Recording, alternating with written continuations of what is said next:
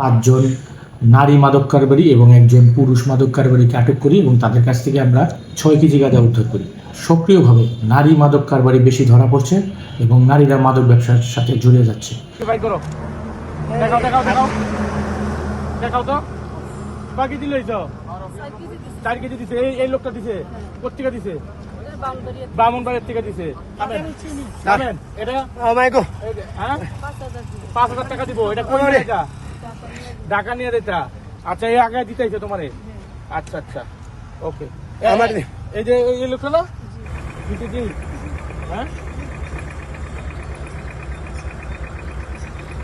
তুমি তোমার সাথে না তুমি আর একটা চাইছো না?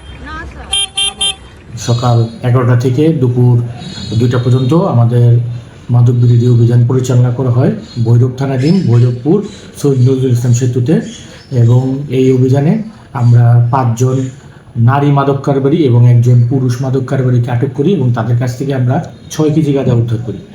এবং আসামিদের জিজ্ঞাসাবাদে এবং তাদের পিসিপিআর যাচাইয়ে প্রত্যেকের বিরুদ্ধে একাধিক মাদক মামলা বিচারাধীন আছে এবং তারা প্রত্যেকেই জামিনে বেরিয়ে এসে আবার একই কাজের পুনরাবৃত্তি করছে, মাদক পাচার সেটা তারা করছে।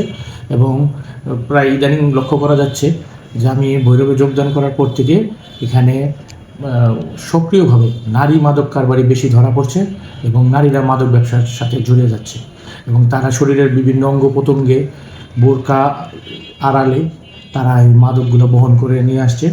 যেহেতু আমাদের দেশের মেয়েরা রক্ষণশীল, তারা নিজেকে পর্দা করার জন্য বোরকা এগুলো ব্যবহার করে, কিন্তু আমাদের দেশের মাদক কারবারিরা এটাকে তারা ঢাল হিসেবে ব্যবহার করে এই বোরকার ভিতরে বিভিন্ন সময় গাঁজা ইয়াবা এগুলো বহন করে নিয়ে আসতেছে এবং প্রায়শ আমাদের কাছে ধরা পড়তেছে। এবং আমি এখানে যোগদান করার পর প্রায় শতাধিক নারী মাদক কারবারিকে আমি আটক করতে সক্ষম হয়েছি এবং উদ্বেগজনক হারে নারী মাদক কারবারির সংখ্যা দিন দিন বৃদ্ধি পাচ্ছে। আটককৃত মাদক কারবারিদের নাম ঠিকানা যাচাই করি, দেখা যায় যে নাম ঠিকানাতে তারা প্রায় ভুল নাম ঠিকানা প্রদান করে এবং পরবর্তীতে আমরা পিসিপিআর এবং তথ্য প্রযুক্তির সহযোগিতা নিয়ে তাদের সঠিক নাম ঠিকানা সংগ্রহ করাতে আমাদের কিছুটা সময় ক্ষেপণ হয়। পরবর্তীতে রাত 9টায় আমরা আসামিদেরকে মাদকদ্রব্য নিয়ন্ত্রণ আইনে মামলা রুজু করার নিমিত্তে তাদেরকে থানায় সোপর্দ করি। ব্রাহ্মণবাড়িয়া থেকে সংগ্রহ করে ঢাকা নিয়ে যাচ্ছিল। প্রতিমধ্যে আমাদের অভিযানে ভৈরবে তাদেরকে আমরা আটক করতে সক্ষম হই।